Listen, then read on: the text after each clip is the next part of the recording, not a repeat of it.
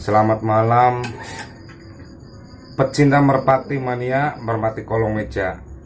Salam satu hobi. Kali ini saya mau mereview tentang rabaan merpati yang bagus, baik dan benar untuk permainan kolong. Sebelumnya like, komen, dan subscribe dulu channel di bawah ini. Tapi sebelumnya saya minta maaf apabila ada kekurangan. Ini menurut pribadi saya, menurut pengalaman saya. Apabila ada kesalahan, saya mohon maaf yang sebesar-besarnya. Saya bisa menyampaikan apa ilmu yang saya bisa sampaikan itu menurut berdasarkan pengalaman saya. Yang pertama, kita lihat dari bentuk kepala. Kepala merpati yang bagus, menurut saya itu, ini menurut saya loh, menurut saya kepala merpati yang bagus itu harus sinkron dari kepala dengan badan. Untuk kepala. Paruhnya sendiri, paruh? Kalau paruh, usahakan paruh merpati itu yang runcing ya. Yang runcing itu, kalau hanya sekedar runcing sih banyak. Ya runcing itu yang penting paruh bawah ini itu harus lurus. Kunci nih, bawah ini harus lurus. Terus harus yang atas ini harus lebih panjang daripada yang bawah. Jadi paruh atas dan bawah itu yang atas lebih panjang daripada yang bawah. Semakin panjang di atas itu, kebanyakan merpati itu los atasnya itu lebih bagus dibandingkan merpati yang paruhnya pendek. Itu menurut pengalaman saya. Untuk Jadi sayapnya sendiri, sayap? kalau sayap, dari sayap itu merpati udah lar merpati usahakan itu yang rapat. Kerapatan lar itu menopang ketinggian burung. Kita bisa mengukur ketinggian burung dari lar ini nih. Jadi semakin kerapatan lar itu semakin rapat, itu semakin burung itu semakin terbangnya semakin tinggi. Nah terus kalau kita mau cari merpati yang sprint, usahakan itu lar itu jangan bengkok ke dalam ini loh.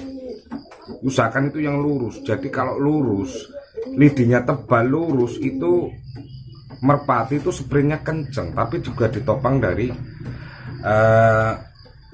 bentuk aerodinamis yang lain, dari badan dan macam-macam. Terus kelenturan lar ini loh paling utama ini. Jadi lar itu kalau semakin lentur ininya, lar ujungnya lentur, itu untuk manuver los atasnya itu lebih bagus dibandingkan yang lebih kaku. Kalau yang kaku itu los atasnya kurang.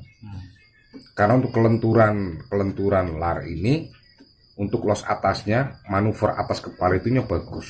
Kalau kaku, los atas kepalanya itu kurang bagus. Ini menurut pengalaman saya. Kalau masalah badan merpati itu macam-macam.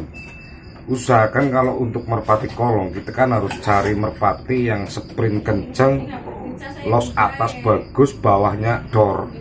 Nah, kali ini saya mau mereview lagi. Nah, kalau kita mau cari merpati sprint yang kenceng, usahakan itu dari bentuk badan, mulai dari ini atas sampai sini tuh mengerucut ini kan enak dilihat, mengerucut.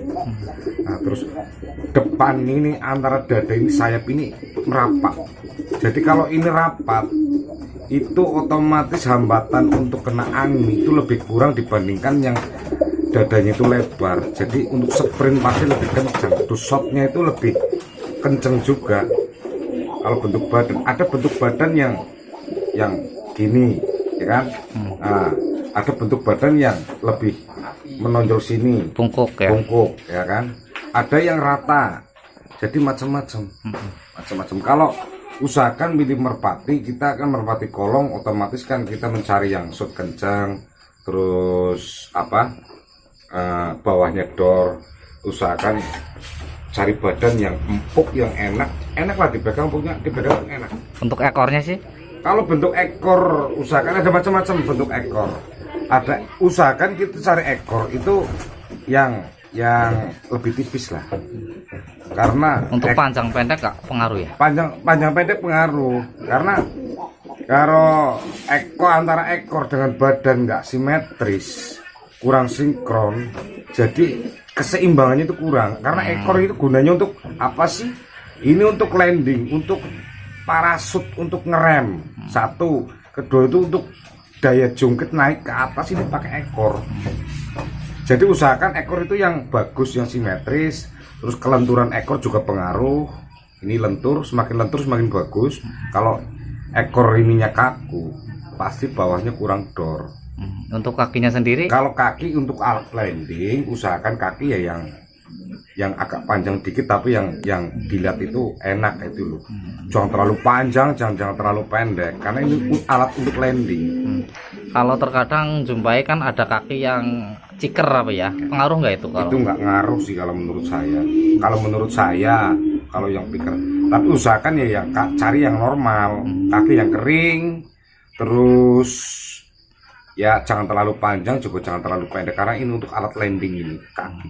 Jadi kalau ini kakinya nggak ada, otomatis burung nggak bisa landingnya pasti pakai ini. Usahakan yang bagus. Kalau dari capit udang ini, capit udang usahakan yang keras. Ini keras, karena capit udang yang keras itu salah satu ciri burung yang bawahnya dor itu capit udangnya pasti keras. Kalau ininya kurang keras, biasanya kerapat untuk bawahnya itu kurang keras, menandakan kalau capit udang keras otomatis badan itu lebih tulang, capit udang keras badan tulang, otomatis ini paruh ini pasti tebel. Capit udang lentur, badan itu tulangannya itu tipis, otomatis ini paruh pasti tipis, kecil. Jadi antara capit udang dengan badan sama paruh itu ada kaitannya. Karena itu bentuk dari tulang itu dilihat kita kalau enak aja. Kalau mau lihat burung merpati yang tulangannya bagus, nggak usah kita raba, lihat dari bentuk paruhnya aja kelihatan udah. Semakin tebal, semakin besar paruh itu, semakin tulangan itu semakin lebih keras lagi. Usahakan kasar. Kalau ininya kecil, kalau kita main merpati kolong loh, ininya paruhnya kita kecil, terus otomatis badan ini kurang istilahnya kurang tulang. Ya dia hanya bisa terbang 1 kali, 2 kali mungkin masih bagus, 3 kali mungkin masih lah oke. Tapi kalau udah 3-4 kali, karena tulang ini pengaruh untuk tenaga, pasti udah kendor. Kalau yang tulangannya bagus, pasti tenaganya semakin lebih bagus. Tapi ditopang dari berbagai macam, ada macam-macam perawatan juga penting. Nanti tutorial yang selanjutnya kalau masalah perawatan, ini mereview dari rabaan. Ini menurut saya. Jadi kalau ada kekurangan dan kesalahannya ya saya mohon maaf. Ini menurut pengalaman saya, bukan menggurui, tapi ini menurut pengalaman saya saja. Ya, berbagi informasi tips dan trik lah ya. Ya kalau ini bermanfaat silakan dipakai, kalau nggak manfaat ya diabaikan saja. Nggak apa-apa, ini hanya sekedar berbagi ilmu saja, ini menurut pengalaman. Sekian dari saya, salam satu hobi. Hanya itu yang bisa saya sampaikan, berbagi ilmu, sedikit ilmu dari saya. Apabila ada kesalahan dan kekurangan, mohon maaf yang sebesar-besarnya. Ini hanya sekedar wacana saja. Apabila bermanfaat silahkan dipakai, kalau nggak bermanfaat ya diabaikan saja. Terima kasih.